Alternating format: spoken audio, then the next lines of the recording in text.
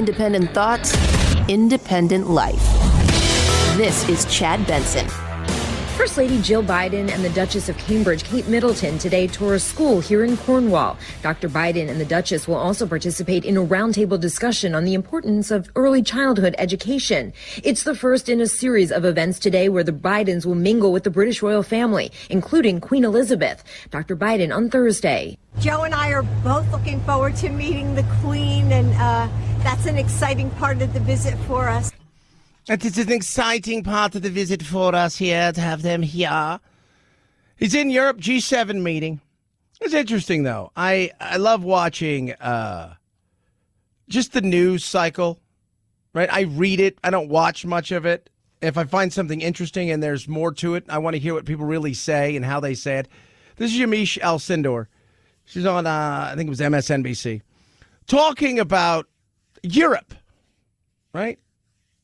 And whether or not they like us. By the way, I'm going to tell you right now, I don't give a rat's ass. Why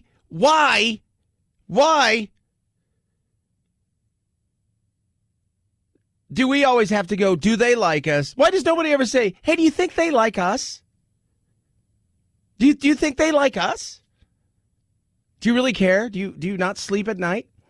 Because you're like, oh, God, the Belgians don't like us. I don't know what I'm going to do. I can't believe the Latvians aren't into what we're doing. You think that? Oh, listen to this crap. When I've been talking to experts, I've been trying to explain to them, I covered the NATO and the G7 when President Trump was there. Those are the only summits as a reporter that I got to cover. And I said, well, what does a normal summit look like? And they said, well, first, it doesn't look anything like what you've experienced. The impulses of President Trump, former President Trump, the elbowing of leaders, the calling into question, not what should be done in these organizations, but whether or not they should even exist. Yeah. That's totally fine. You know what? Again, there's a lot of things I did not enjoy about Trump's personal way that he handled things. Some of his policies I had zero problems with. Some producer Anthony today. I got to be real with you, brother. Again, I don't care if they like us or don't like us. I mean, they do like us. They didn't like Trump. Okay. That's not look, I don't look at your leaders and say, well, you know, can't like the British people, right? Because Boris Johnson or you know, whoever you want to go back to, Margaret Thatcher was a jerk. Oh, it's not very nice. No. And secondly, we should be questioning. We pay a lot of money, and we give a lot of money. I know we're evil and bad. Didn't we just buy 500 billion dosages of shots for people around the globe? We're evil and bad. No, we're not. Settle down. And one person is not the country. But hey, you know what? He made those people feel uncomfortable at times. And sometimes those people, they needed to feel a little bit uncomfortable. America's handed a lot of things to a lot of, well, they've taken a lot. They've handed a lot more than they've taken. Let's just settle down for a second. Let's not forget that. You think the British people don't like us? The British people like us just fine. Well, the French don't like us. I don't care what the French think, right? Their president got slapped the other day. By the way, that guy got 4 months in jail already. That's how fast that went. He slapped and then got sentenced, all in the same go. Just more from Miss Alcindor. European leaders were frankly scared. A lot of them were traumatized. There are deep scars in these relationships. And that's why you see President Biden really leaning into what we're calling this Biden doctrine of saying, here's what America can do. Here are our ideals. Here's what we should be proud of. Here's historically where America has always been, because one of the things that Biden administration officials have been underscoring when I talk to them is when you look at American democracy, whether it's Republicans or Democrats, they still had this feeling of America being a leader and of America valuing our European allies. We value our European allies. Doesn't mean we want to pay for everything. I got zero problems with that. And I bring this up today because everybody, just the way he's over there, and it's like, oh, things are back to normal. Things are back to normal how? We're going to give free stuff away. We're going to be everybody's basically, hey, you know what? America can pay for it. America can do it. America can take it on. America can. Is that what it is? Because that's kind of what it feels like. It's kind of what it feels like. America can do this, that, and the other. America, hey, you know what? He was right to push everybody in NATO. You guys we all signed a contract here. We're going to pay this. And then you guys didn't pay this. So we had to kick in more. You guys didn't do this. So we had to throw in more. And that's bad? I don't think it's bad. I think it's bad at all. No. But that's the world that we live in, where everybody sits here and says, oh, does America, they're just awful, right? They're just bad. They're just evil. They're all of these horrible things. We don't like them anymore. Well, maybe we don't like you. You never asked that question. Does America like, because you like our dollars. You like the fact that we travel to your country and spend money. I lived in Europe for almost a decade. I love Europe. Never once had a problem, no matter who the president was whether or not they liked me or our country. Trump was a bit different, and he made some of them feel uncomfortable. Again, I had zero problems with that. Biden's coming in, and his whole thing is, hey, we've got a new way of doing things. That's why he's the new sheriff. He gets to do it. He's the new guy. But some of the stuff, some of my experts say we're on double secret probation. And that was lost for a large part when it comes to President Trump, who was just openly hostile and was so mean in some ways to our European allies. That being said, there's still big questions about whether or not President Biden, just in being here, can do that. Deep scars are really something that takes, I've been told by experts, years. And there are a lot of European leaders who are going to be looking at America for a long time, wondering what exactly is going on with that democracy. And it might take several election cycles, I'm being told, to really do some of the work of restoring trust in America that President Biden wants to do with this trip. Shut up. What they're wondering is, oh, my God, hope America gets their act together, because some of these people over here are crazy. And we don't trust them. We're looking at you, Russia. And by the way, to this day, for as long as I was in Europe, nobody trusts the Germans. They're always waiting for something with the Germans. They look over and they think, you guys seem to be one leader away from something else going down. It just, you never know. 323-538-2423 at Chad Benson Show is your Twitter. Tweet at us, text the program. I just found that to be funny. It's like, oh, you guys just don't understand something. You guys don't get it. It's like they don't really like us anymore. They're really mad at us. I mean, don't care. Again, I sleep well at night knowing that Luxembourg doesn't like us. What do you mean Luxembourg doesn't like me? Oh, jeez. 323-538-2423 at Chad Benson Show is your Twitter. Tweet at us, text the program. Love hearing from all of you. So there was a cruise, if you guys didn't know, and on the cruise, there are two people. It's supposed to be everybody vaccinated. Two people have tested positive for the virus. Oh, jeez. Yep. We were on that ship for the first 2 days of the cruise. We saw, as they scanned our vaccination cards and negative PCR tests, all of the adult passengers had to show proof of vaccination and that test result. Now, there were only a few children on board. They also had to provide a negative test. Yep, but didn't matter. Two people tested positive, same stateroom. Doctors tell us breakthrough cases are extremely uncommon, but they do happen. Now, tomorrow, the ship will disembark in St. Martin. Those two passengers will have to stay in St. Martin until they test negative. That's when they can come back home. Think about that. So you go on a cruise, everybody's vaccinated, you test positive for the coronavirus, and your punishment is you have to stay in St. Martin in a hotel for a couple weeks until you test negative. Then you get to fly home, and the rest of your cruise is hot. The cruise industry is going to be having a battle with this for a while. And the battle that's going to come sooner rather than later is, when does this not become something that's such a big deal? Do you know what I mean? It's like, when is this a situation where it's like, it's just like the flu, right? Like it's just like the norovirus, which is really awful, by the way. If you guys don't know what the norovirus is, just know that every once in a while you hear on a cruise ship that the norovirus hit and then everybody was vomiting and had diarrhea for days, and that was their entire vacation. When are they going to stop treating it like, well, we're going to have to disembark everybody, we're going to clean the ship, we're going to throw these people off for a couple weeks, they're going to stay inside of a hotel? That's the thing that they're going to be fighting next. When is it going to be a situation where this is like, we're not testing and we're not, well, Chad, it could be what, a while? That cruise industry is going to pay a heavy price. It really is. They're so far behind. They are. And I think the other thing is the islands. We should make a deal with the islands.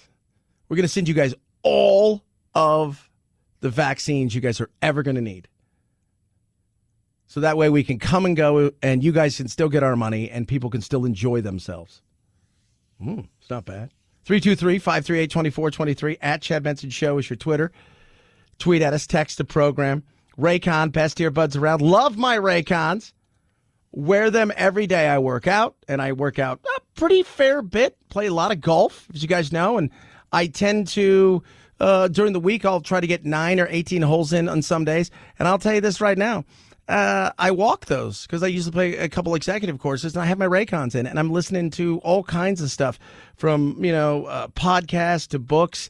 And it's just great because I don't worry about them falling out because they've got the best noise isolating fit with the new soft gel tips. On top of that, the carrying case always is charged up and ready to roll. So no matter where I take it, I leave my bag for a couple days, it's charging my earbuds, which is fantastic. I got black ones, I've got blue ones, I've got red ones. They're incredible colors. And the sound quality is second to none. And the price is awesome. It starts well under $100. But for me, who golfs and works out, I don't have to worry about stems or wires. That's awesome. Because taking a swing and then having those little white ones with the stems pop out sucks. And also the wires hitting me really sucks. Get your Raycons now. 45-day happiness guarantee. BuyRaycon.com/Chad saves you 15%. BuyRaycon.com/Chad. BuyRaycon.com/Chad. Chad Benson Show.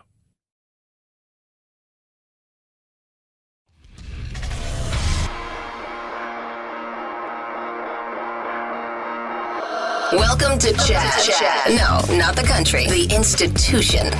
The Chad Benson Show. That's me, baby.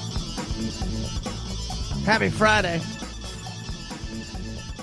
Vaccines. People are still pushing the vaccines. We're doing everything we can now. We're doing everything we can in our power to give vaccines. That's why I love our country, right? That's why I love us so much, like how blessed we are. First of all, to live in this time. Secondly, how awesome is it that we live in a time when we're so blessed with vaccines that we're like, people, we don't even know what to do with them anymore. We got to try to figure out how to get people in here. I guess we'll start giving stuff away. The doorbell rang, and my wife checked the ring cam, and she said, some guys in suits out there. Opened the door, and I recognized Governor DeWine right away, and I was like, and then my mind started going really quick. Like, what's going on? I opened the door and said, I recognize you, Governor. And then he said, well, congratulations, he's won the $1 million. So I yelled into my wife and said, Cheryl, I said, we won $1 million. And I paused a second. I said, no, I won $1 million because you didn't register. Oh, boom. It's Mr. Klein. He's got himself $1 million. People are still hesitant to get it. And that's totally understandable. We talked about the insanity that's out there. But at some point in time, right, like, don't you just step back and say, hey, people are going to come to it when they're ready to come to it. We got to stop, I know we're trying to get people to do it. Now, if you really want to, you can start lying to them in ways that are like, hey, you're going to be taller, or you're going to be great-looking tall women, or you're guaranteed success, or you'll have magic powers. I guess you could try that stuff. But it's going to be the average person who's hesitant, and that hesitancy is going to be time and trust. We knew it was going to get harder as this effort went on, but one thing that we have learned is that this vaccination effort will move at the speed of trust. And that's why all of us have an important role to play here, because there's somebody who trusts us in all of our lives. Maybe it's a family member, maybe it's a good friend, whoever it may be. Those people need you in moments like this to share your experience, to ask them if they've got vaccinated and support them in their efforts to get questions answered and to find a place to get vaccinated, which you can do now easily at vaccines.gov. Yeah, but it's just an easy thing if we're honest with ourselves to see what's going on. At this point, it's the leading the horse to water, right? You lead the horse to water, they'll decide when they're going to do it. Some people are never going to do it. And by the way, that number has never really changed. It's hovering right around, anywhere between about 18 and about 20, 21%. Those people are not going to get it. And not all of them are crazy right-wing Trump, QAnon people. There's a decent portion of people out there that are on the quote-unquote the left who are like, you know what, I don't like vaccines. I don't trust vaccines. It's not my thing. And okay, that's fine. Again, to each their own. But the trust thing is going to come with time. When people see that somebody didn't turn into a potted plant or, I don't know, become magnetized, which I got pushback on that yesterday. So, you don't know their experience. Well, I know my experience, and I've been told that if I take these vaccines, I supposedly am supposed to get magnetized. That didn't happen. That did not happen. If you guys didn't hear that, you can check out the Chad Show podcast. It's hilarious. It's Dr. Tenpenny out there talking about people being magnetized if they take this vaccine for the virus. And if you get near 5G, there's supposedly, not quite proven yet, but there's an interface. How do you even prove that? That's the stuff. Those people never getting this thing. So stop trying to get them to take this. The hesitant people will come. 323-538-2423 at Chad Benson Show is your Twitter. Trump's gone. So everybody looks around and says, well, what are we going to do now? Because he's gone. He's not there. But we got to figure out how we entertain each other in the media. How do we do that? We shall discuss. Chad Benson Show.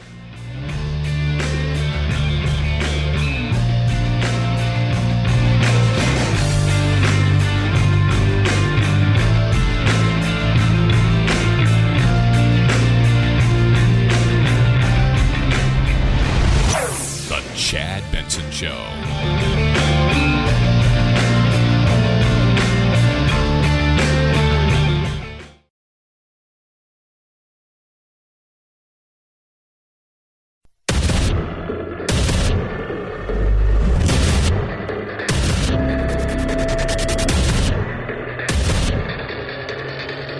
Independent thoughts, independent life.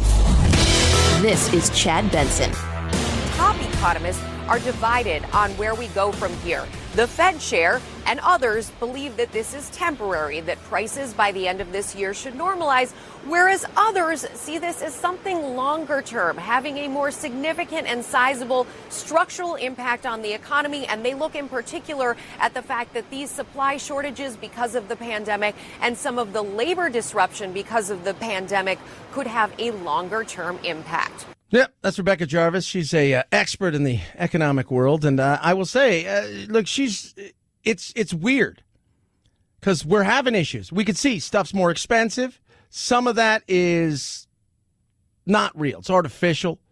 And once a few things change and the supply chain is put back together, if you will, we'll see some things drop. But there are other things. No, it's just more expensive. Supply and demand. And part of that is also labor. We don't have enough labor to do the things that are needed out there, so it's pushing things back. And because we don't have enough labor in certain areas, they're not able to get the materials that people need, so those materials are becoming more and more expensive. And then you've got things that right now, like the used car market is insane.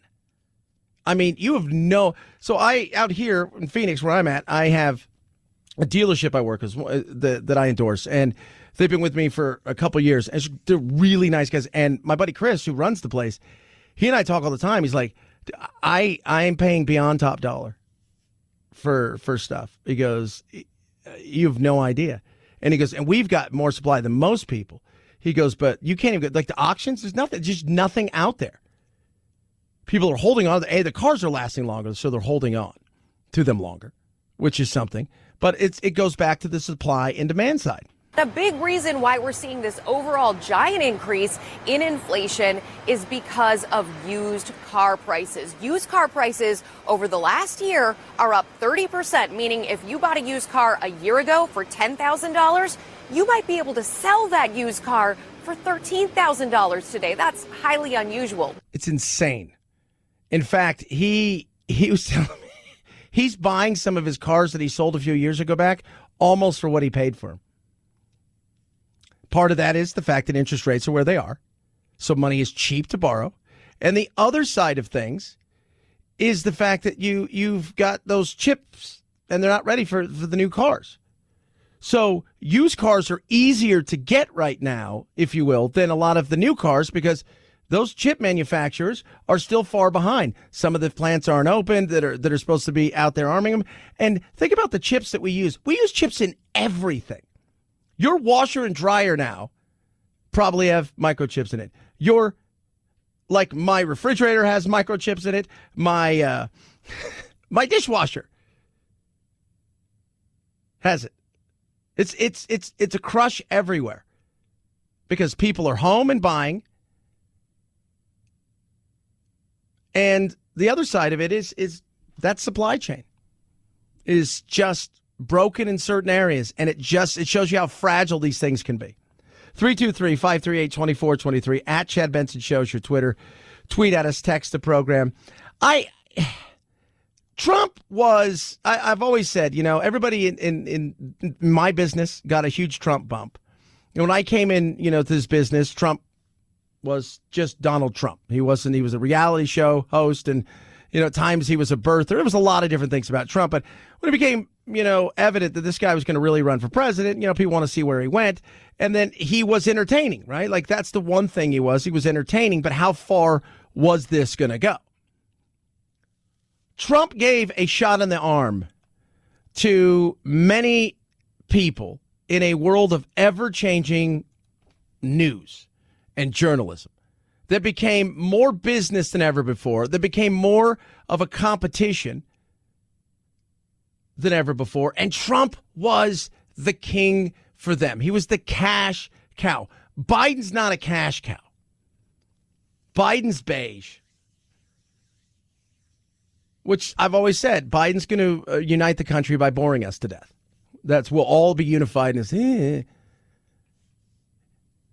Biden's not. Trump was. And not his policies, by the way. His policies are pretty bland and kind of Republican, and at times some people would even say, mildish. But definitely his personality. And give everybody a bump.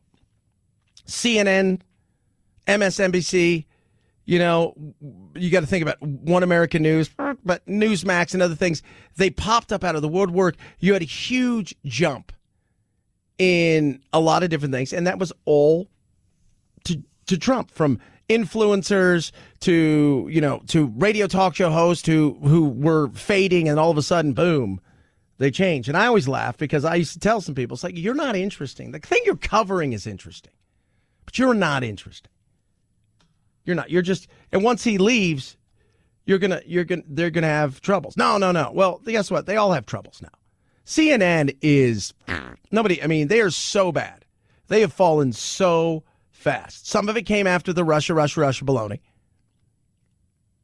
MSNBC, Maddow does okay. O'Donnell, but Fox has always kind of maintained their thing and done what they've done.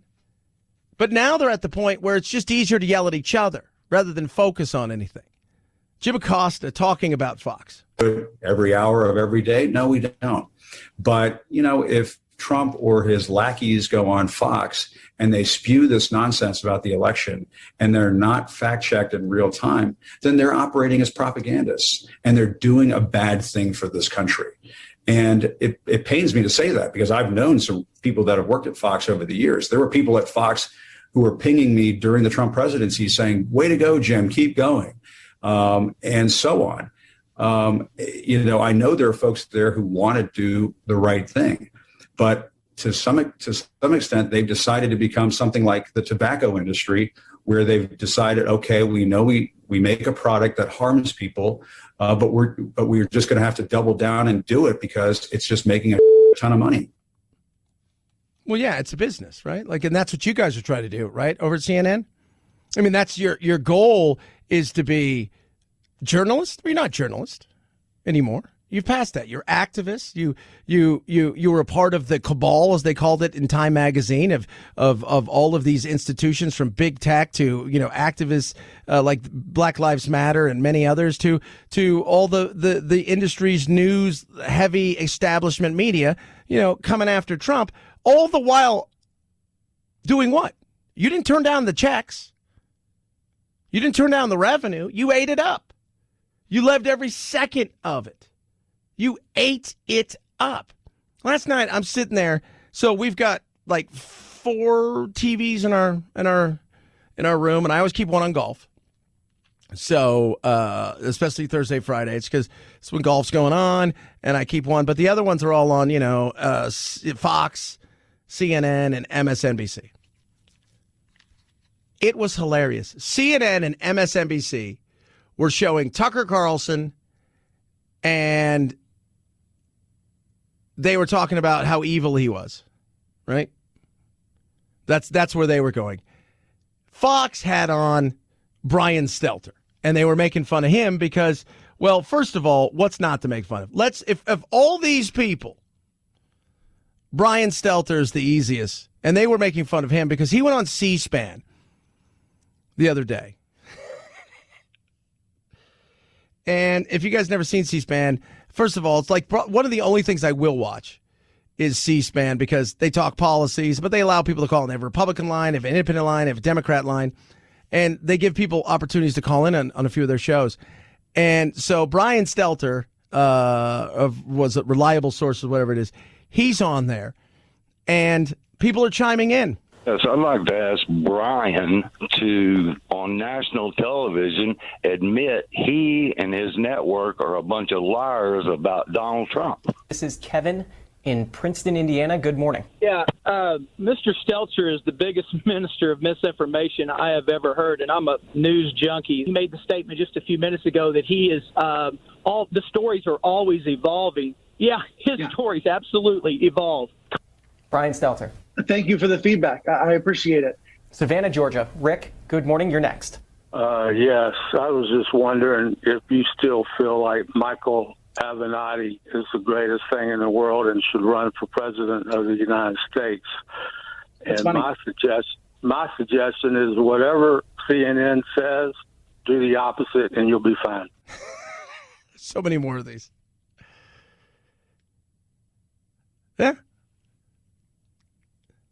The media is in the crosshair in the right. The right's going after them. And in some cases, absolutely true. I mean, they perpetuated a big lie. Jonathan Karl said it a couple weeks ago from ABC News.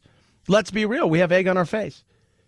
From Russia to like the Wuhan lab.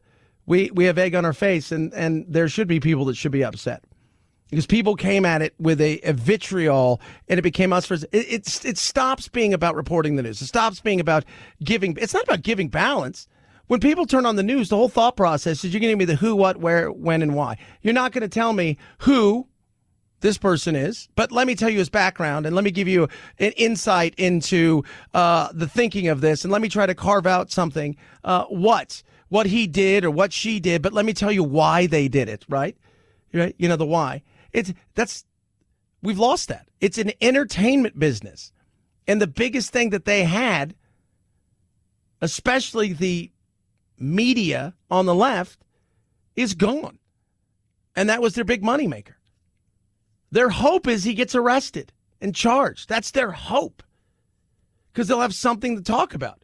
Because if you take away all of this, do you think they're sitting around all day talking about the G7? Even what are they talking about when it comes to the G7 in the meeting? How bad Trump was and how Biden has to save the day. So, Moldova will like us. Now they just attack each other. More about Stelter. Aurora, Indiana. This is Robert. Good morning. You're on with Brian Stelter. You know, CNN is just something it's a joke. It's a joke. This guy tells more lies, and Fox gives more news than CNN does in their What lie? What lie did I tell? 2 years. It's nothing but lies. You've told a few whoppers. You've been out there a few, Brian. It's not, and on top of that, you've also spun stuff in such a way. So let's not pretend that you didn't. They all do it. Fox is so guilty of it, as is all of them.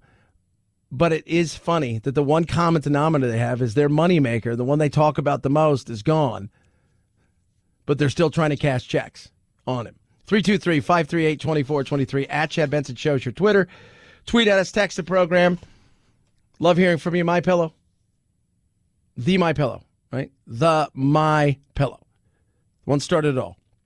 $29.98, $40 off for the Queen. $5 more, get you the king size. 60-day money-back guarantee. 10-year warranty, made right here in the USA, which is a great thing in this day and age.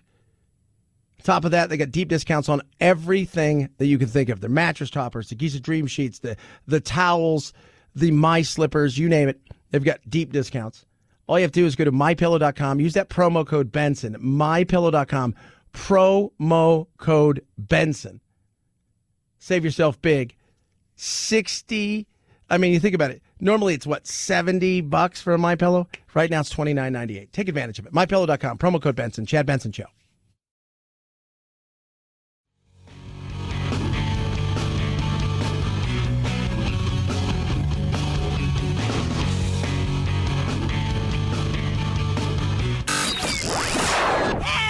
I can't take it anymore! Well, get over it. It's time to forge a new path with your very own political cartographer, Chad. This weekend in the Heights. It's a story of a block that was disappearing. The musical from Hamilton creator Lin-Manuel Miranda is about the dreams and struggles of the Latinx community in Manhattan's Washington Heights neighborhood. And star Melissa Barrera tells us working on the film filled her up with pride. Being in a room full of brown people, exploring their maximum talents is amazing. In the Heights is one of the best reviewed films of the year so far. It's out in theaters and streaming on HBO Max. No, Latinx, first of all, is not real. It's just not real. I work with, first of all, my family is Latin. Secondly, my uncle and I we laugh about this all the time. I work with a bunch of people who are Latin. Nobody uses that word. Nobody uses that word. Nobody does. And musicals are, let's be real, it's the best reviewed movie of the year. It is. It's like, who's reviewing it? Who? Musicals are silly. I'm going to say it right now. Stupid. They're meant for the theater. You go to the theater, you're like, yeah, that's where it's supposed to be. It's just, it's unbelievable. Right? As much as X-Men is unbelievable, I'd rather fight a monster, even if I just had stupid-ass powers, than be in a musical. Hey, Chad, you're going to fight a monster. And what's my power? You're really good at board games. Okay, I'll do that over a musical. There was one musical, though, and it was a television musical. That was a musical that, quite frankly, I could look back and say, all right, I get it. I like it. I'm sucked into it. It didn't last very long. It was only because it was only 11 amazing episodes. One season. Executive producer was Stephen Baccio. I mean, we're talking about somebody who's real here, right? Randy Newman was the composer of the opening theme. I want you guys to come back with me to 1990. So we're going back a ways, right? We're going back 31 years. But as we do go back, think of Hill Street Blues, great crime drama. Now make that a musical. We still got the Franklin Avenue Flasher. Struck at 2 outdoor weddings and a school picnic so far this month. Male caught, 6'3", look for tattoos in unusual places. Okay, that's it. So there they are. He's giving them their marching orders for the day. Just like they did in Hill Street Blues. And hey, let's be careful out there. Let's be careful out there.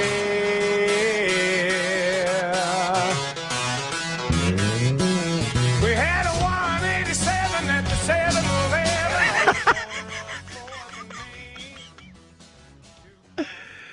Oh my! We had a 187 at the 7-Eleven. I think there was an episode where there was like a trial going on, and I think it was like a murder rape trial.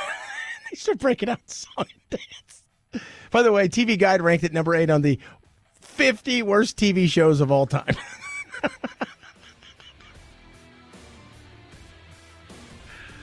Let's be careful out there.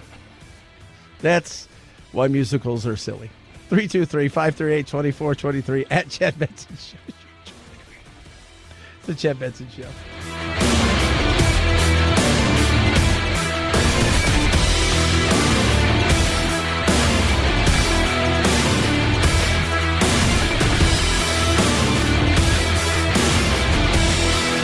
This is the Chad Benson Show.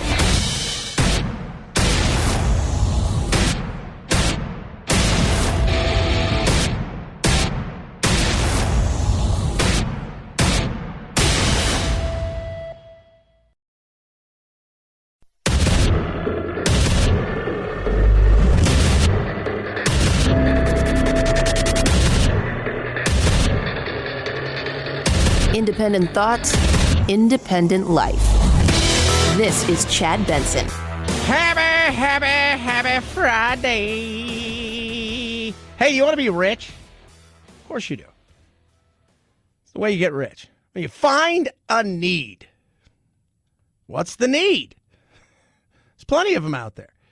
What's the human's need? What's the thing I've always said will make you richer than anything else in the world? Figure out a way to make people who are overweight thin. Over the last year and a half, health has become a huge thing because we've seen, obviously, with the coronavirus, what it could do to people in particular who are unhealthy. Mostly people who have, what do they say, like 2.6 or 3.4 average, depending on what you're looking at, because there's 28,000 studies out there. But it's definitely over 2. Let's just put that. Comorbidities. We sit too long. We don't work out. We eat like crap. We consume alcohol, still too much smoke. We don't smoke anymore. Okay, we vape. But I've always said, if you want to get rich, the person that will be the richest can find that thing, that pill that says, hey, just take this. You'll get thin.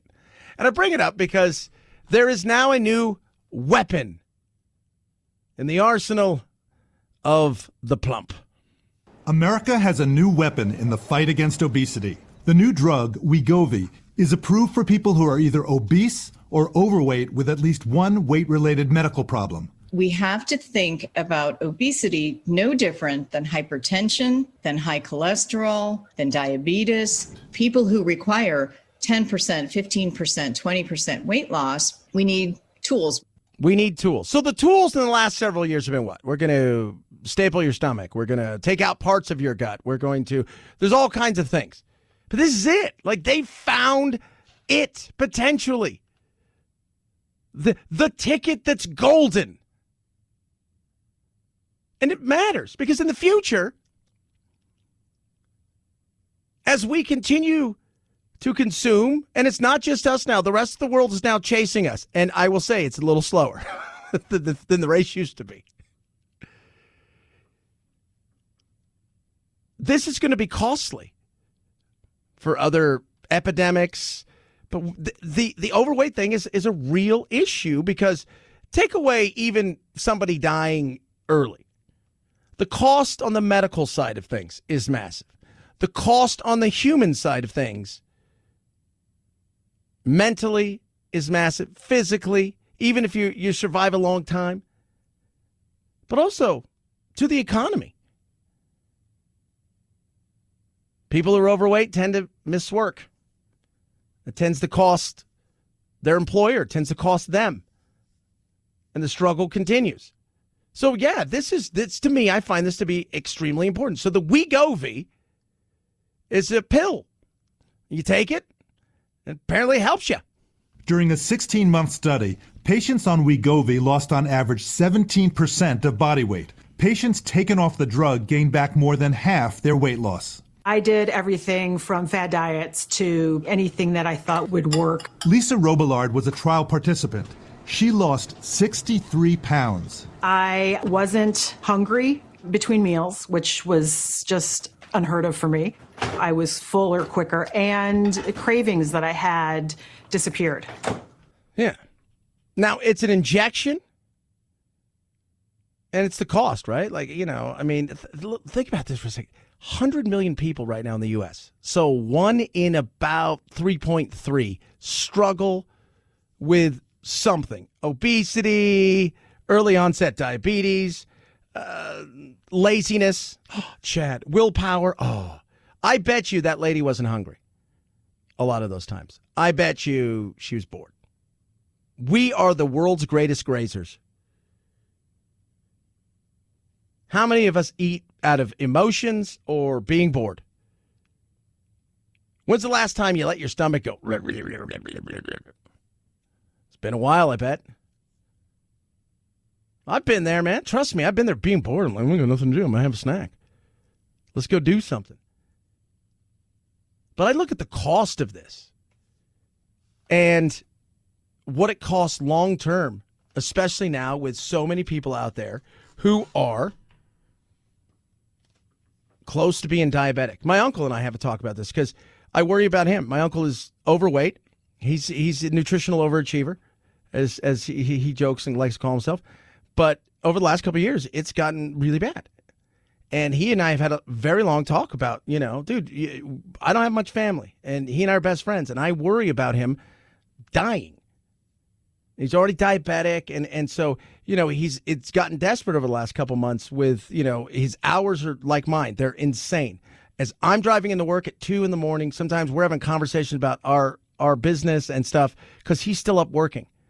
And he goes to bed at like 4 or 5 and he's up and I do worry about stuff like this. But, the cost is tremendous as well. And there's more to it.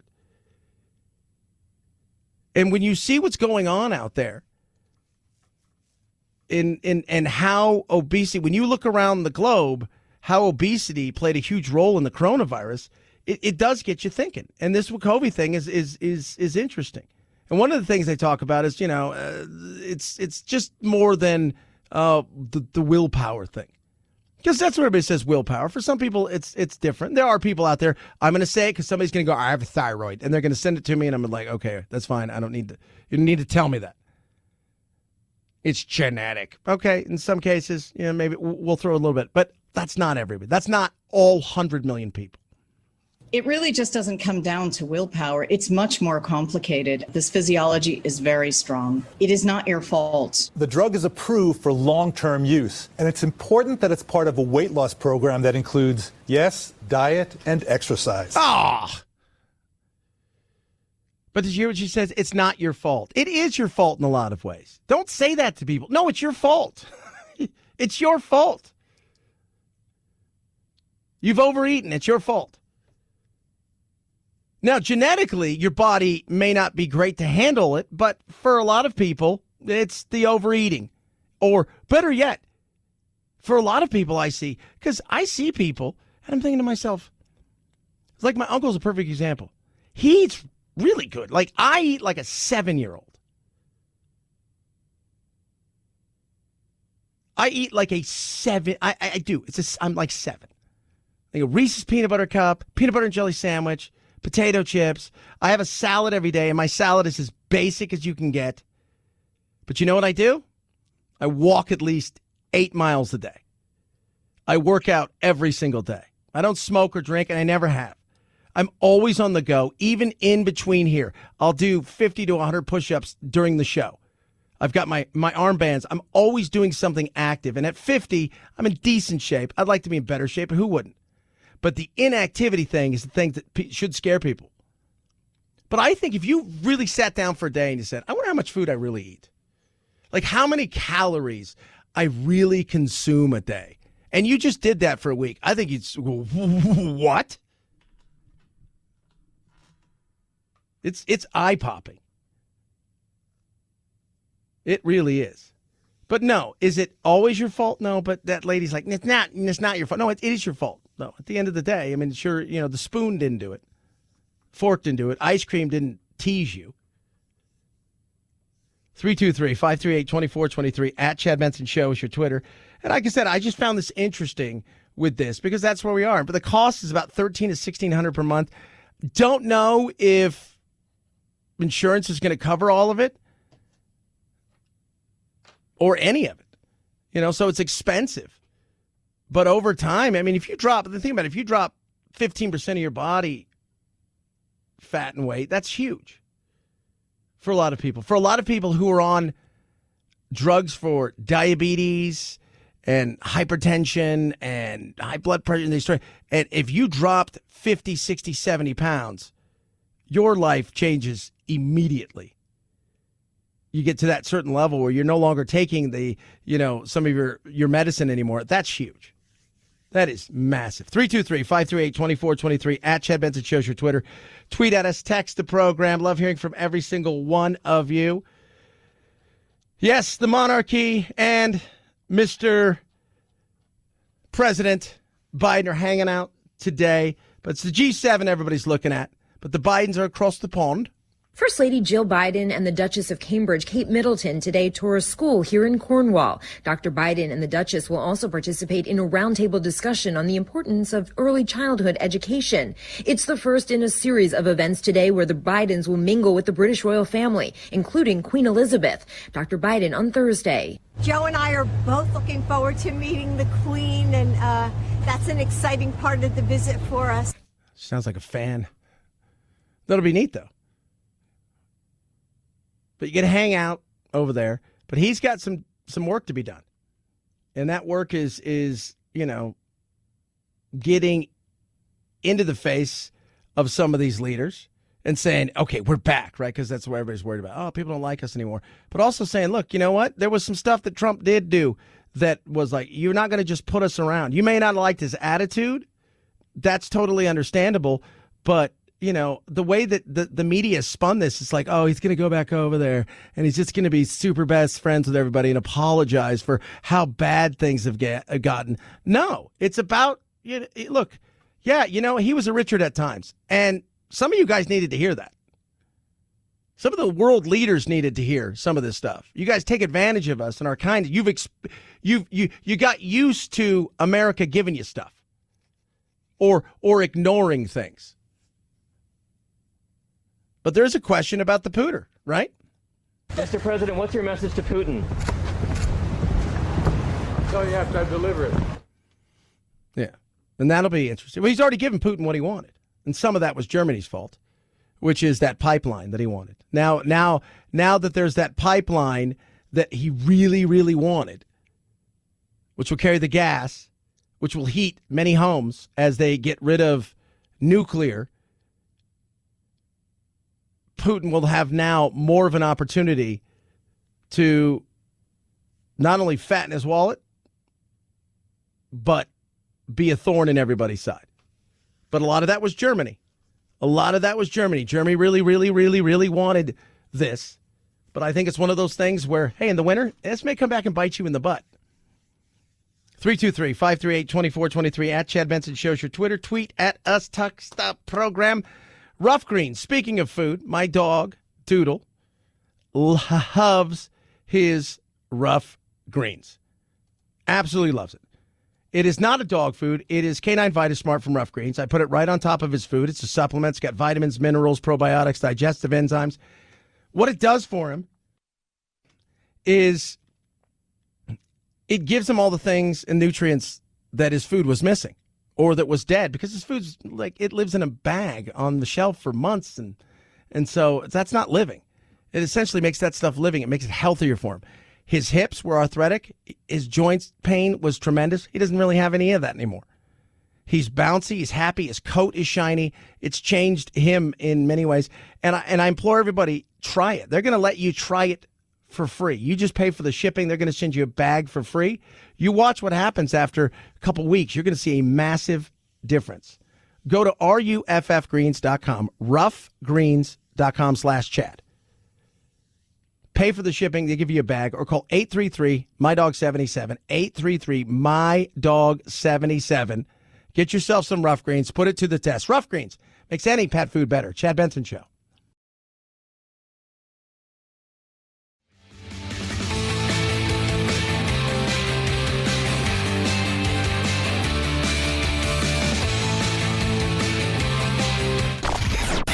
I'm so tired. I'm exhausted. If you're part of the politically exhausted majority, don't fear. Your time to be validated and rejuvenated is here. Wake up. It's the Chad Benson Show. 5, 4, 3, 2, 1, 0, ignition, liftoff. Now it's time to find out what's trending. What's trending? Yeah, what does that mean? I mean something, right? Like it's trending on the old internet. What's trending? Well, let's take a peek, find out what's trending. Find out what's hot and trending. First, we're going to start off in the magical world of Twitter.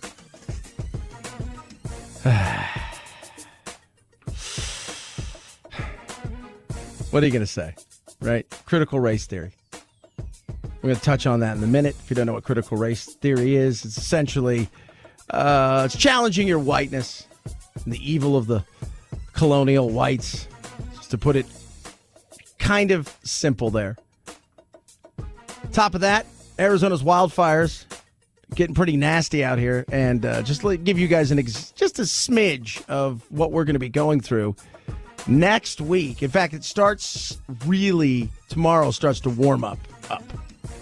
Then it's going to get hot. And this is early for us in this kind of heat. But that doesn't help the fire season with massive droughts. Tuesday, we're supposed to have monsoon season starts. They don't expect much. Today, we'll top out at $105. Tomorrow, 110. And then from then on out, it's in the teens, including 118 on Tuesday. Oh, my Lord. Oh, my Lord, that's a crazy thing. Head on over to Google. NBA trending after last night. Nets Bucks. In the Heights trending. That's a new musical. It's the best reviewed musical in the history of musicals. I don't really know if that's true. I don't really think it is. Euro 2020 kicks off later on today. This was supposed to be they're like, Euro 20, just think of it, just... The Olympics 2020 is 2021, obviously, and Euro 2020 is Euro 2021. That starts today in Europe, and it's kind of showing some normalcy in Europe getting back to what it was, and it's their big sporting event. Think of the World Cup, but just for Europeans, and that's kind of what this is. Looks kind of interesting, because I'm going to watch it. I don't watch much soccer. People ask me all the time, do you watch a lot of soccer? Not really. I watch some Premier League games. I watch the World Cup, and I'll watch every moment of the World Cup in this. So, but I just don't really watch a ton like I used to. And that's pretty much all the stuff that's going on that's super exciting. Not a lot today. It's been a quiet week. I almost feel like something's about to break in some weird way, shape, or form. Like a crescendo, like whoosh. Very interesting. We shall see if that's true. But I do feel like there's a bubbling of something coming. Chad Benson Show.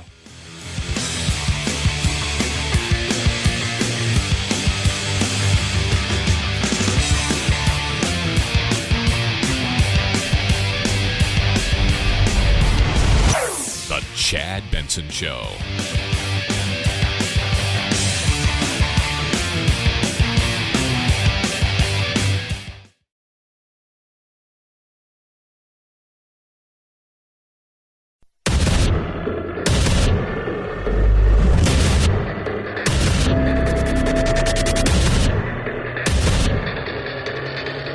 Independent thoughts, independent life.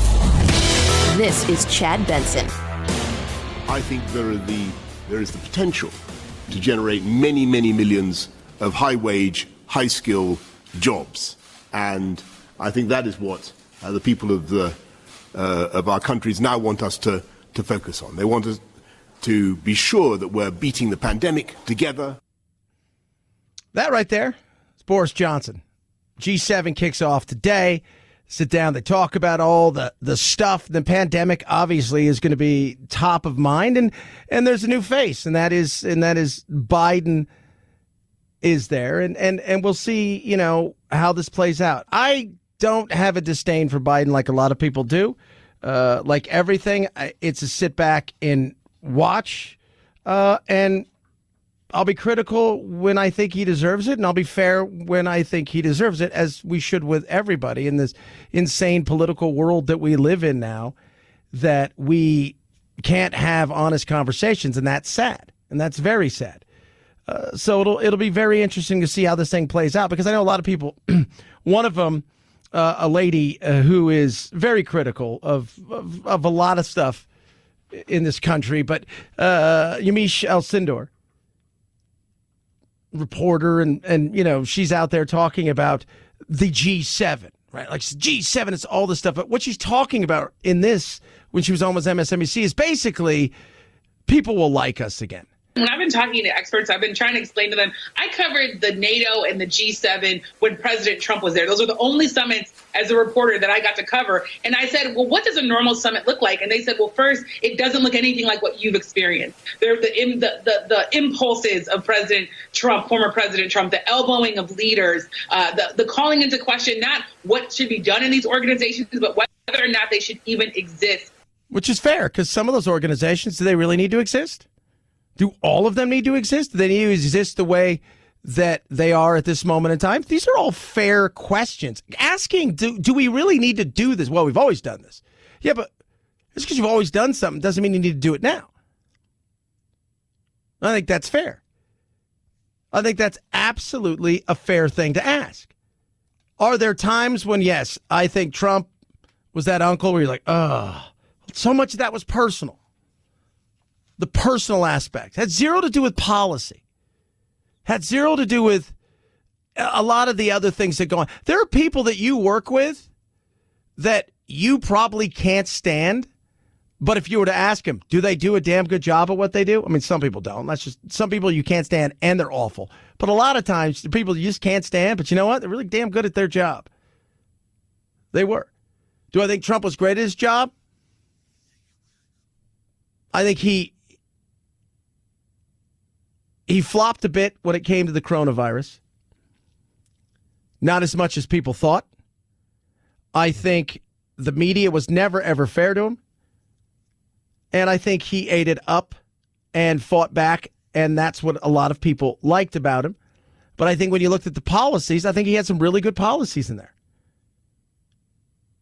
But nobody would ever admit that if they're honest with themselves in the sense where, hey, you know what? I never liked Trump. I wouldn't vote for Trump. But you know what? That was pretty good.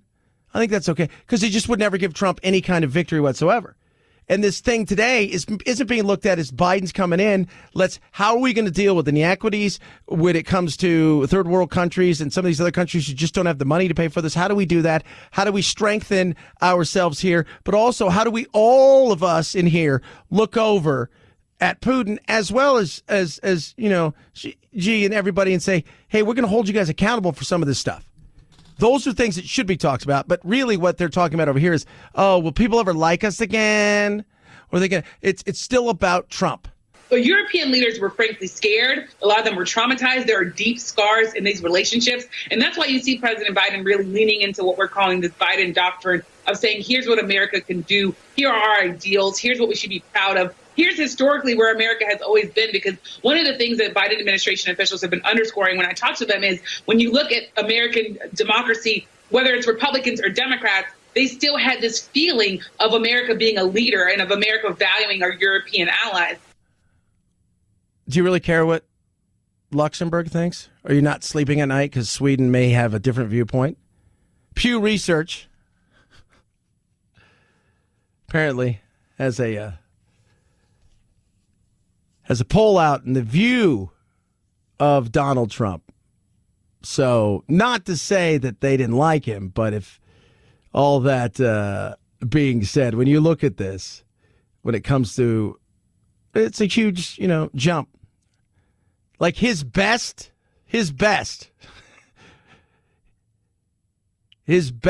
showing against Biden and how they view people differently, compared to Trump, was the Greeks.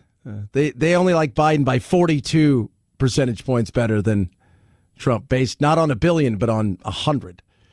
Sweden likes him a lot. Biden. Everybody. Of course they do. Because every one of these places knows they can come to America, and America's going to do a bunch of different things, and they're not going to get called on any of it. And when they don't do the things, when Trump said, no, we're not going to do that, you guys might be on your own, or think we're going to pull out of this, they would panic. And they know now none of that stuff's going to happen. None of it is. None of it is. So, yeah. Everybody had a parent, usually, well, if you had a parent that was really tough, and you had a parent that wasn't so much.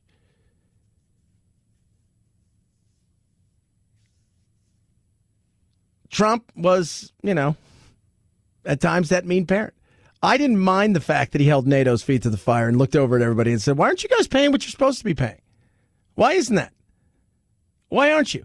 Do we need this anymore? People freaked out about that. Biden, you're up. And Biden's got issues. One of the issues is what's going on here in this country when it comes to, the fact that everything costs a lot of money now. And it's yours, Biden, right? Like, this is yours. This is landing at your doorstep. Now, I can't blame you for everything, but there are ways that you can go about doing this where we can start to see some of these prices come down. The fuel issue has a lot to do with what took place in the pandemic and the fact that we can't get it from point A to point B. But there's a lot of other things in here where, as you know, it's going to fall at the feet of the guy that's in charge, whether all of it's his fault or not. Top economists are divided on where we go from here. The Fed chair and others believe that this is temporary, that prices by the end of this year should normalize, whereas others see this as something longer term, having a more significant and sizable structural impact on the economy. And they look in particular at the fact that these supply shortages because of the pandemic and some of the labor disruption because of the pandemic could have a longer term impact. Well, that labor disruption is very real. The Biden administration keeps going, well, it's just because people are afraid to go back to work. It's not that people are afraid to go back to work. There's 9.2 million jobs. How many people are out of work right now comparatively to pre-pandemic? And you mean to tell me that the majority of those people are just afraid to go back to the work? Because I can tell you this. If you're that terrified about the coronavirus, then you've probably already been vaccinated. And if you're still afraid to go back to work and you've been vaccinated, you're at a point where you're probably thinking to yourself, the average person's like, I don't think they're well. I think they've talked themselves into a phobia. And there's not a lot we're going to be able to do with that. But stuff is going up. It's becoming more and more expensive. And if you think about, if you spend an extra $120 a month at the pump and an extra $100 a month or $200 a month at the grocery store, you start adding those things up because the rising cost, you look up and if you're living paycheck to paycheck or you're at that level where, yeah, you had a little bit you could put in savings, but that's now evaporating. That's a real worry for people. The price of clothing up 5.6%. Airfares, everybody suddenly wants to travel this summer. Airfare and ticket prices up 24%. And you look at hotels and motels, they're feeling it too, up 9% on prices there. Gasoline, this is another one. We were barely using gasoline a year ago in lockdown. Now, as we've reopened, we're using more of it, and the price is up 56%. Yeah. Somebody sent me a picture yesterday from Northern California. They're paying $5 for gas. $5. It's crazy. You don't think you feel that? When you go to the store, of course you do. You're absolutely going to feel it. So there's a lot that Biden needs to deal with when he's at this G7, but there's a lot here he needs to deal with, and some of it is it's natural, right? We had a horrific winter in some places, so poultry and a few of the meat products are going to be a little bit more expensive. We had issues with the coronavirus and watching the supply chain in certain areas break. I can't blame him for that. And the fact that many of the people who were transporting the gas, the truck drivers, they left. They went out of business because there was nobody was using gas last year. So that's an issue. But there's ways of going around some of these things and making sure that that issue doesn't grow. And he's going to have to address this because, as we all know, it's going to land at his feet. And that honeymoon's going to leave soon if we get to stagflation. That's going to really become ugly because then little things that were, as we all know, we got a short memory. It's like, great, you got us through this, but at the end of the day, what happened? Honestly, you did what? Under Trump's watch, the vaccine got done. Even though he fumbled a lot of the other things through, you distributed it to the states, who then distributed it to the people. So now what? You got a 5-month jump at the border. Is that going to continue to grow? You've got, what are you doing with a lot of other things? Right? There's no infrastructure deal yet. You're talking about printing more money. There's a lot of things people are going to be looking at when it comes to him. It's now, and I said this. People asked me last year, who would you want to run coronavirus? I said, well, I think Biden's going to pay more attention to it. Trump just kind of gave up. Trump became about the election. That's all it became about with him. But who would I want running other things? I said, more often than not, I want Trump running other things, except for his Twitter account. We'll see. Hell, right now, I'm at the point it was like, Mike Pence, put him in there, see what happens. Chad. By the way, just to let you guys know, I know that I don't know how many, is it 3 out of every 10 Republicans believe that Trump is going to be restored to power in August? That's not happening, people. There's no mechanism whatsoever to have him restored to power. Zero mechanism outside of a coup. And if you think that you want that guy put back in power or any person put back in power over a coup, just realize those same people that are cooing can flip on you and put somebody else in there you don't like. And it's not happening. 323-538-2423 at Chad Benson shows your Twitter. Omaha Steaks. Let me tell you what's not going up. The price of Omaha Steaks. Father's Day, not too far away. It is not. We're looking at the 20th is Father's Day. My son is coming out. We are going to have so much fun. We're having that. He's coming out Saturday, but Sunday we're having a big barbecue to celebrate Father's Day and his birthday, and it is awesome. Something I can do that, I didn't have a really chance to do with my dad. And Omaha Steaks has the best stuff around. And I'm talking about incredible stuff. First of all, 59% off. It's $99 for this. I want you guys to feel what you're going to get for this incredible thing. 28 of Omaha Steaks' favorites. 4 bacon wrap fillets, 4 premium boneless chicken breasts, 4 boneless pork chops, 8 gourmet jumbo franks, plus made from scratch caramel apple tartlets, and they're going to throw in 8 free filet mignon burgers. So $99 is all you're paying. 59% off. You go to omahasteaks.com. There's a search bar. You enter Chad. That's the keyword. omahasteaks.com. Enter the keyword Chad to get all of this for just $99. That's 28 of the best that Omaha Steaks have ever done, and 8 free filet mignon burgers. Give it to Dad. He's going to love every second of it. And he'll probably make you some, which means you'll love it as well. omahasteaks.com. Keyword Chad. Chad Benson Show.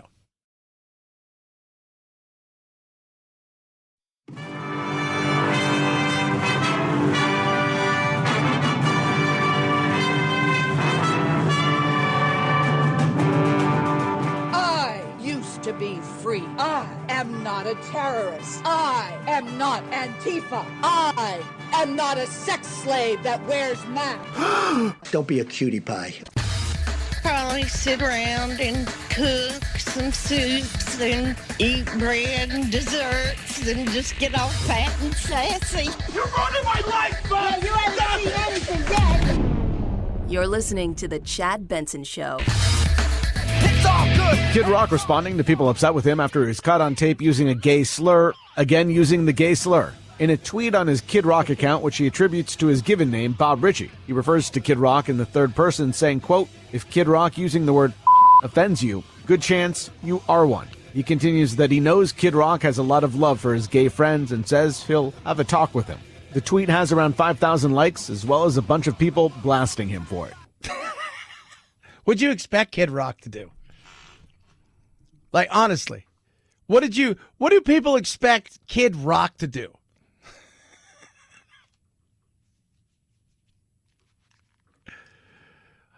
I'm sorry? Oops. Now the question is he going to be canceled? Because I don't think anybody cares. Like, well, I kind of expect that from him, right? Like, there's just some people like, well, that's just kind of what it's all about. You did Morgan Wallen. Remember him? I guess in Nashville, there's billboards up because they got the Billboard Music Awards or something like that, and there's billboards up of him already. Did he complete his mandatory thing that they make you go to? That's like, what are they going to send Kid Rock to? You got to go to a Pride festival. Do I think Kid Rock's just Kid Rock? You shouldn't excuse that behavior. From what, Kid Rock? Which behavior should we not excuse? The smoking, the drinking, the doing drugs, the having strippers everywhere at his show. Pick a behavior. Or just go, I know my audience. I said something. I think everybody's going to get over it. They should make him go to a Pride festival. It is Pride Month. Oh, Chad. That's very rude. It's very, very rude. 323-538-2423.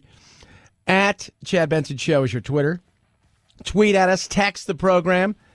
President G7 kicks off today.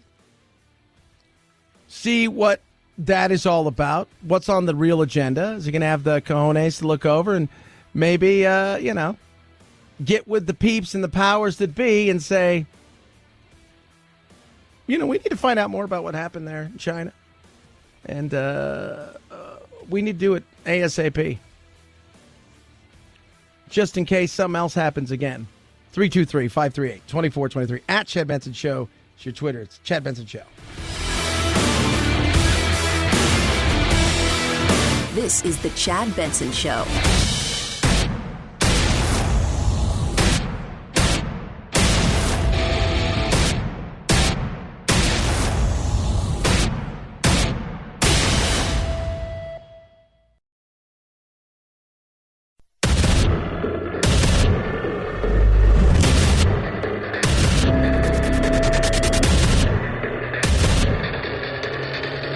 Independent thoughts, independent life. This is Chad Benson.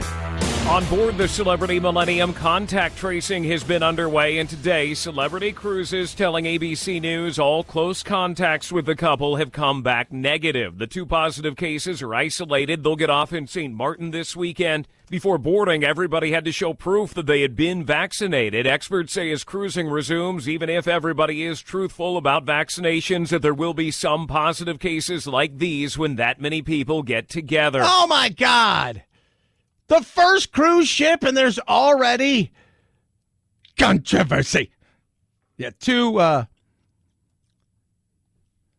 people in the same cabin. They must have met, tested positive. Even there was very few kids on the ship, but everybody had to show their vaccine cards, and everybody had to show if you didn't get vaccinated because you're too young and then have it that you were negative for coronavirus before you got on. Obviously, somehow, some way, it happened. And people are like, it's interesting. Kennedy the other day talks about the vaccine proof for Carnival and many of these other things. And I love Kennedy. Carnival Cruise Lines announcing they'll require vaccination proof from customers in Texas. Woo! Despite a new state law making that illegal, Carnival says they're just following CDC guidelines, man. I'm not particularly outraged by this because Carnival, as a company, they can do whatever they want. They can require everyone to get on board dressed as a Harajuku girl. I don't mind that at all. Right. I wouldn't go on a cruise ship, number one. I think they're gross. Bad things happen. People fall overboard. They get the norovirus. They get all sorts of bad things. But if you feel better that everyone on board is vaccinated, I think it's a selling point. Yeah, it is. But here's the other thing, and I think people forget this. It's one thing if you're going to go on a cruise where you float around in the harbor and then turn right back in a day or two and you never dock anywhere. If you're going to other countries, there's a chance that they're going to be asking the cruise, hey, could you make sure that the people you bring here aren't bringing anything else with us? Because remember, a lot of these nations that we go, the Caribbean is so beautiful, or the Caribbean, depending on how you want to say it. And you go see the places that they want you to see. There's a lot of strife and poverty and things elsewhere. And so, yeah, I've no problem with it. But it is kind of interesting. It's like the first cruise. Do you remember last year when the coronavirus was first taking over and there was a couple ships that had people that were positive? And they didn't know what to do with them. So they just, you can't come here. But I live there. You can't come here. We spoke to a girl that I think she was 22, 23. It was her first cruise. She was working. And she wasn't allowed to get off the ship. They were on the ship for 60, 90 days where they just could not get off the ship. Just floating. They're running out of food. They have to have other ships bring them food. Another one of those big industries that is trying to rebuild itself and is in a much different position because, when you get on an airplane, you're going from point A to point B. It's going to be in a finite amount of time, and you're going to get off that thing, and then a new group of people are going to go from point A to point B in another direction. Where here, you're going to go from point A to point D, but in between, you're going to have B and C, and you're going to be living on that boat for several days. It's your hotel. It's all of those things.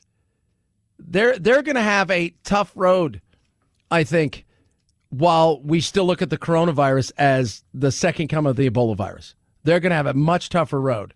323-538-2423 at Chad Benson Show is your Twitter. Tweet at us, text the program. The president hanging out in Europe. It's the G7. If you guys don't know what the G7 is, it's not a band. All right? It's a group of seven. It's informal club. We're like informal. We're not formal. We're hanging out, liberal democracies. But, we get together. It's us. It's the UK. It's Canada, France, Germany, Italy, Japan, the European Union. And we're all hanging out, right? Just chilling, talking about stuff. But this is the first time that, in a while that they're getting together, and there's no Trump involved. And there's no Trump. And they've got to figure out, Biden himself is got to, in some ways, figure out how to bridge some gaps that are missing because Trump burned a few bridges, which I didn't think was all too awful at times. Maybe called some people out on some stuff. And at the same time, figure out they're going to take on China. I think that's a huge thing in this. How do you deal with a growing red dragon? How do you deal with a growing nation that wants to dominate the world? How do you deal with a country that, let's be real, they have their own agenda, and their agenda is about domination and winning. That's all they care. They want to win, they want to dominate, and they're willing to play the long game. And they do trade, They'll do it with undercutting. They'll do it with theft. They'll do it with a lot of different things. And every nation has to come to the fact that we have to deal with them. And it's not about the Chinese people. It's about the communist state of China. So you got Boris Johnson from the UK, obviously the prime minister, Justin Trudeau, Macron. By the way, Macron got slapped the other day, if you guys haven't seen it. A guy, I think, challenged him for like 50 paces or whatever, but that guy's already been sentenced to 4 months. Angela Merkel, I think it's her last go-around. Draghi, who's from Italy. Yoshida in Japan. And then you got a couple people from the European Union. So this will be very interesting to see the way that this thing plays out, because this is his first real big jump into this and what's on the actual agenda here. On top of the pandemic, for a lot of nations that are struggling, they're going to talk about a corporate tax and several other things, but there has to be a talk about China. From the Wuhan lab to what they're doing in the world of trade, because it affects everything. And these guys don't always get together as much as you think. And talking about those things matter, because I want to see what you're going to do when it comes to China. Are you going to take them head on? Are you going to keep some of the policies against China? And also, how do you deal with Russia? You've handed Putin what he wanted, but some of that, in fairness, was because the Germans wanted it. Right? They wanted their pipeline because, for whatever reason, they want to get rid of nuclear. I think nuclear is just super affordable. I have zero problem with nuclear. I know a lot of people do. You know, it's like they're worried because they think that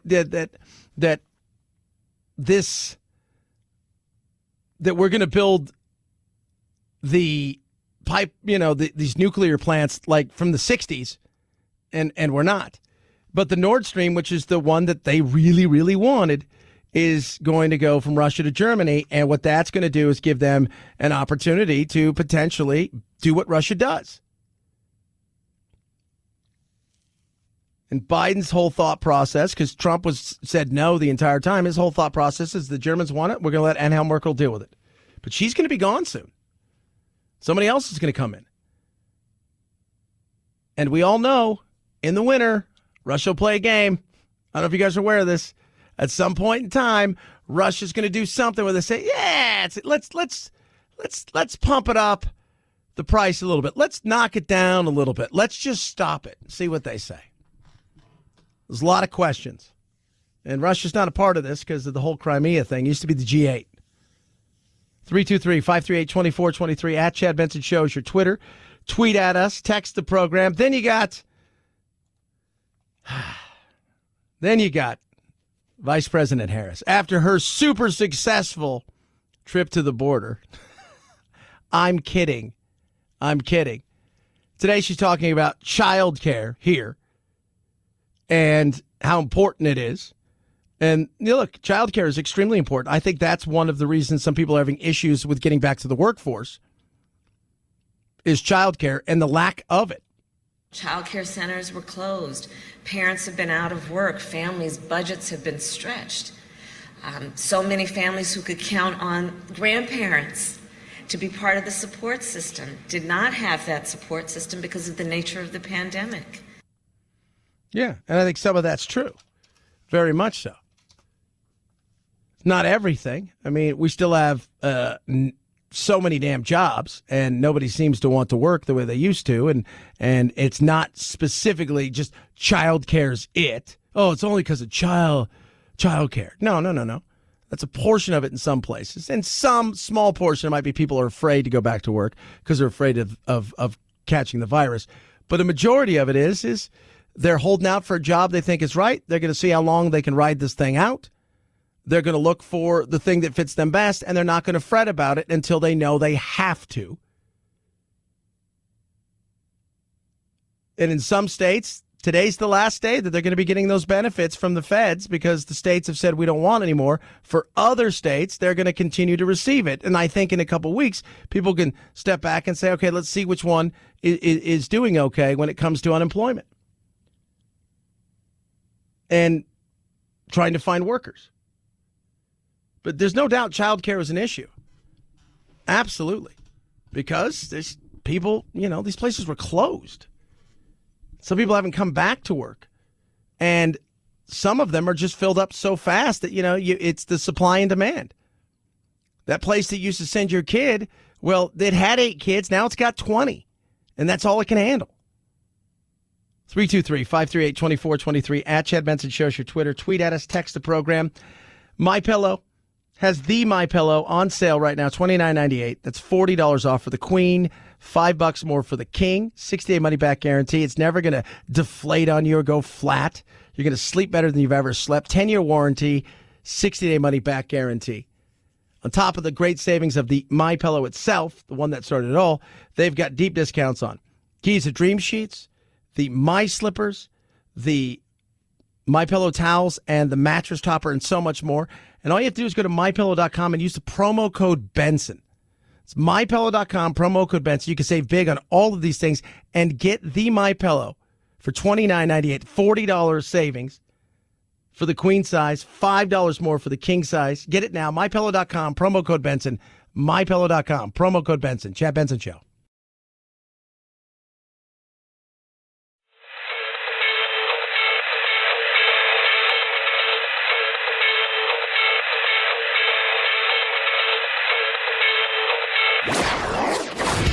Don't let the Washington Beltway strangle you. This is where the exhausted majority comes to refuel, realign, and reevaluate. This is Chad Benson. As part of a study led by Japan's Kyoto University, scientists tested whether a dog would run and sniff containers a person had pointed to. On the first round, the dog would go to a container filled with food. On the second, the dog was disappointed to find the container was empty. By the third round, the dog would not follow cues to sniff out the third container. Lead scientist Akiko Takaoka telling the BBC it's evidence they can decide whether someone is trustworthy, saying, quote, dogs have more sophisticated social intelligence than we thought. Or they don't. Or they can already smell and go, there's nothing over there. Nothing over there. Not a thing over there. Not a thing. Well, they may not trust you. Really? Because I play the fake throw ball thing. That dog thinks I throw it all the time, and he runs over and looks. We're just saying.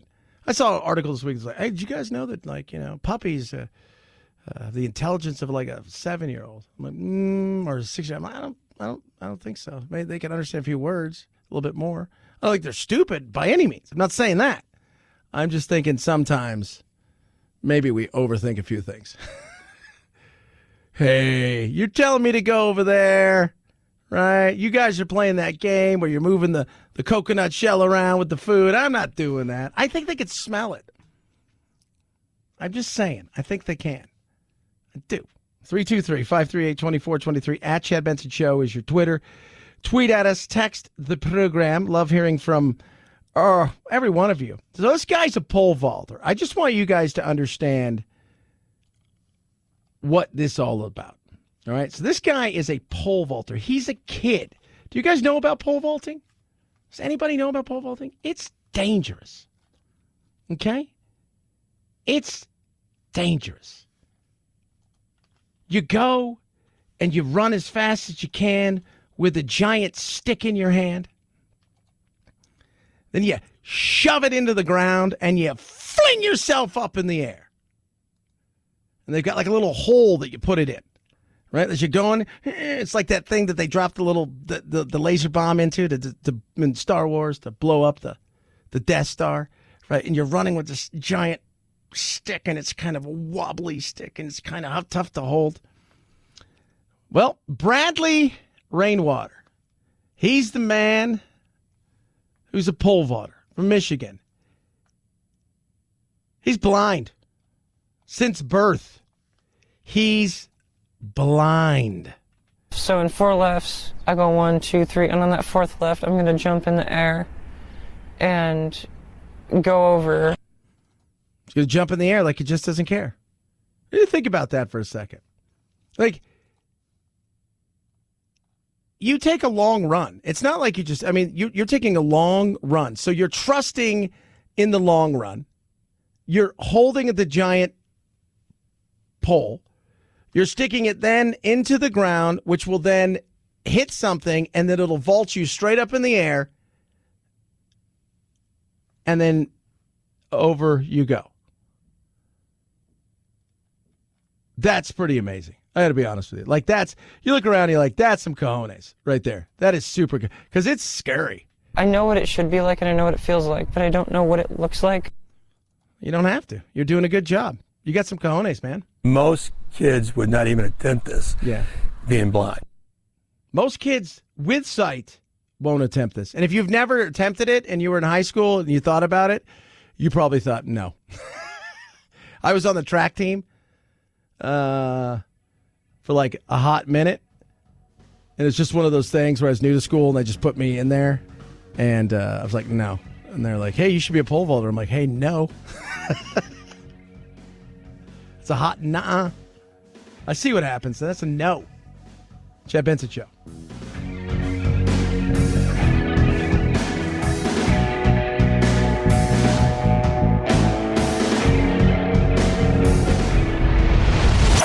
The Chad Benson Show.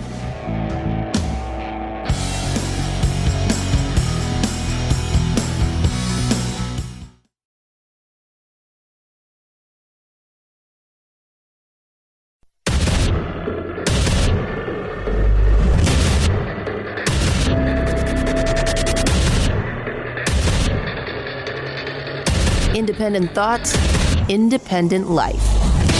This is Chad Benson. This is what happens when the consumer comes out of hibernation. Everybody wants to spend money who has money to spend. Meantime, there are supply shortages as a result of the pandemic.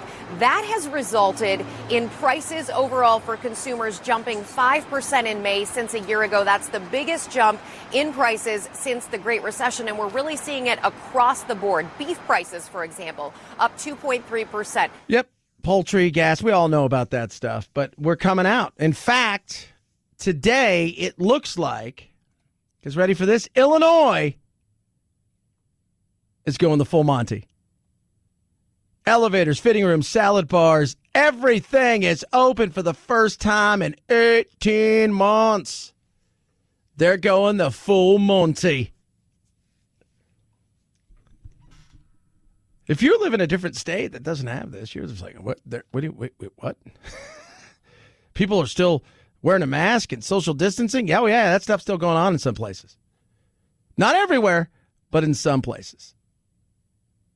And in some places, things like critical race theory is going on. If you don't know what critical race theory is, I'm just going to give you a snapshot, okay? Came about in the 70s. Loosely, the themes are white supremacy with its societal and structural racism and how laws are maintained through that. And the second is transforming those things, those relationships between laws, racial power, and achieving racial emancipation and anti-subordination more broadly, if that's possible. It's essentially a look back into how laws were designed to keep people of color down, and that's pretty much the only reason. And your whiteness, you know, in the 70s, when they started to look at these things, it was one thing. We don't live in that place now. We live in the now time, and in the now time, it's more about privilege, punishment, and self-loathing, or at least wanting you to. And for both sides, by the way, can I just say that? You talk to young kids who have gone through some critical race theory, kids of color, they're like, what is this? And you're hearing more and more parents speak out about this, and that's important. Parents coming out and speaking out about it. Just coming off of May 31st, marking the 100 years of the Tulsa riots, it is sad that we are even contemplating something like critical race theory, where children will be separated by their skin color and deemed permanently oppressors or oppressed in 2021. That is not teaching the truth, unless you believe that whites are better than blacks. I have personally heard teachers teaching CRT. This is unacceptable. That right there is a parent in Miami. By the way, just to let you understand, she's black. So much of this critical race theory insanity, and both sides get into it. One, is the left talks about the wokeness and the justice and all of the stuff and understanding your whiteness and the privilege, and the other side demonizes it because, well, rightly so in a lot of ways, of just basically being all about self-loathing and hate, but also about creating a world of victims and telling everybody else who, by the way, neither of the groups, if you will, had anything to do with anything other than they're just born and they are who they are. But they're being deemed in such ways. But there are real things here that should be discussed that all too often don't get discussed. It is dangerous in the way that they're going about creating victims. We're building a society of victims, which is just insane. We never addressed any real issues ever. And the whole thought process, it's funny, whenever, Martin Luther King's birthday comes around and everybody talks about the I Have a Dream speech and stuff, and you start laughing because, the whole thought process is he wants to be judged for what? The content, who he is as a human being, his thoughts, his beliefs, his character, what's in his heart and his mind. And now it's like, no, you should be based on your oppressed status. That's how we want to judge you. Is your oppressed status. Doesn't mean we don't address things. Because I think we absolutely must address things. But the way that we address them nowadays is simply by damning. And there's a reason for that. Because the money is so huge in this thing. The money is massive. If you're looking to get into management somewhere, you know what the hot thing is to be? A diversity expert. A diversity. You got the CFO, Chief Diversity Officer. CDO is very big right now. This mom continues. CRT is not racial sensitivity or simply teaching unfavorable American history or teaching Jim Crow history. CRT is deeper and more dangerous than that. CRT, in its outworking today, is a teaching that there is a hierarchy in society where white, male, heterosexual, able-bodied people are deemed the oppressor, and anyone else outside of that status is oppressed. That's why we see corporations like Coca-Cola asking their employees to be less white, which is ridiculous. Which we all think is ridiculous. Even Coca-Cola's like, yeah, I don't know if we should be as woke as that. Be less white? Well, we didn't mean it like that. Well, how did you mean it? Well, we meant it like yesterday, one of the big radio companies out there, one of their postings for a job essentially said, Whitey, don't apply.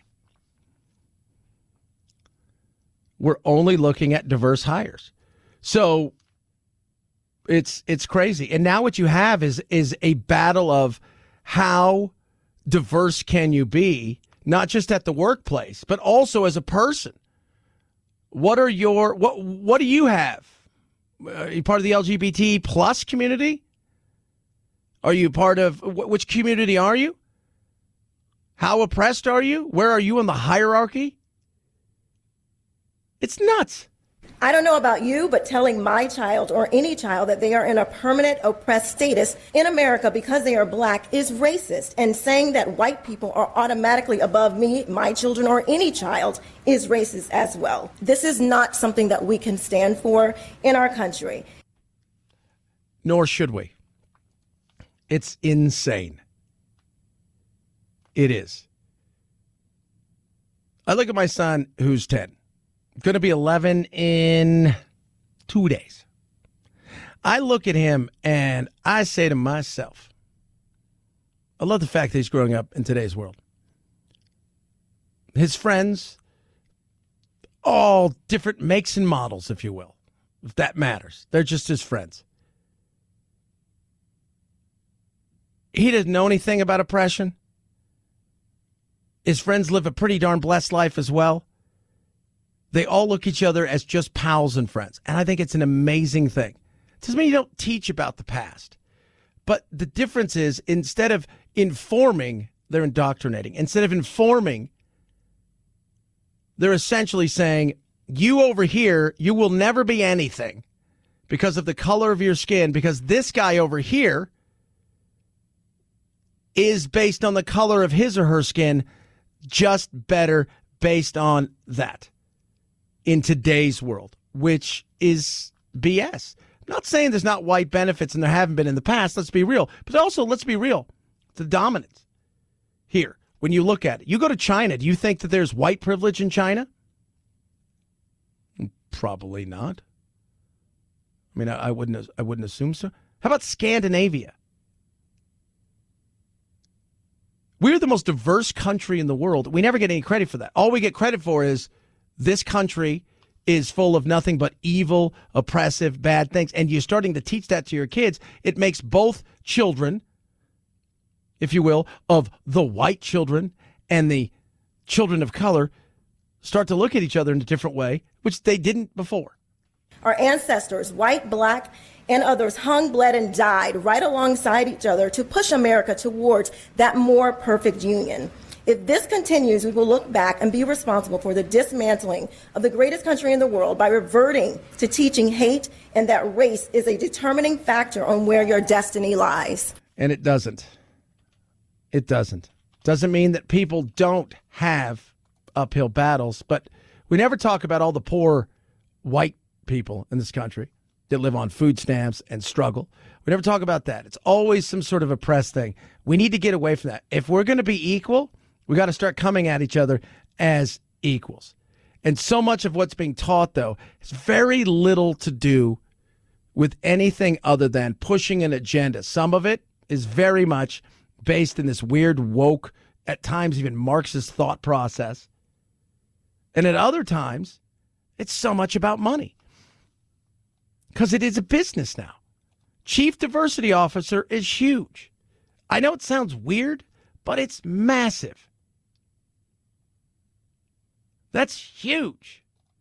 And if you don't think the Marxist thing is there, listen to this. We talked a bit about this yesterday. I'm going to play the whole thing for you. This is a lady in Virginia, also at a critical race hearing, who's a mother, who also happens to be somebody who's lived through something very similar in a country called China with a guy called Mao. I've been very alarmed about what's going on in our school. You are now training our children to be social justice warriors and to loathe our country and our history. Growing up in Mao's China, all this seemed very familiar. The communist regime used the same critical theory to divide people. The only difference is they use class instead of race. During the Cultural Revolution, I witnessed students and teachers turn against each other. We changed school names to be politically correct. We were taught to denounce our heritage. The Red Guards destroy anything that is not communist, old statues, books, and anything else. We are also encouraged to report on each other, just like the Student Equity Ambassador Program and the bias reporting system. This is indeed the American version of the Chinese Cultural Revolution. The critical race theory has its roots in cultural Marxism. It should have no place in our schools. Again, we can teach history, the good, the bad, the ugly, as we should do. But the separation and division so people can push agendas and make money, yeah, that should be a no-no. Absolutely. 323-538-2423 at Chad Benson Show is your Twitter. Tweet at us, text the program you heard. Beef is getting more expensive. We were touching on earlier. Consumer price index, the spikes are huge. Let me tell you where that's not happening. Omaha Steaks. Father's Day, not too far away, like 9 days away. Say, Dad, I love you, by giving him the best around Omaha Steaks. Not just the best. We're talking about the best steaks around. The food's amazing. And it's not just steaks. I love it. I made my kids give it to me for Father's Day so we can enjoy it together. Now, I'm going to tell you guys right now, 59% off. It's only $99 for 28 of your favorite amazing Omaha Steak entrees. How about we start with this? You're going to get your seasoning, right? They got the signature seasoning. They're going to get you some dessert made from scratch, caramel apple tartlets. Then they're going to get you the 8 gourmet jumbo franks. Oh, now you're talking. 4 boneless pork chops, 4 premium boneless chicken breast. And are you ready for the 4 bacon wrap fillets? And they're going to throw in 8 free filet mignon burgers, all for $99. You go to omahasteaks.com, enter code Chad into the search bar, and grab Dad's Best Grill Pack. You will love it. 59% savings. Grab all of this stuff and get free burgers, 8 filet mignon burgers, all for $99. Use the keyword Chad in the search bar. So go omahasteaks.com, keyword Chad, omahasteaks.com, keyword Chad. You're going to save big, 59% off, and you're going to grab 8 free filet mignon burgers. Don't miss it. Give Dad something he will love. Give Dad something he'll appreciate. Give Dad something that will make him full. And by the way, he'll probably make you some as well. omahasteaks.com, keyword Chad. Chad Benson Show.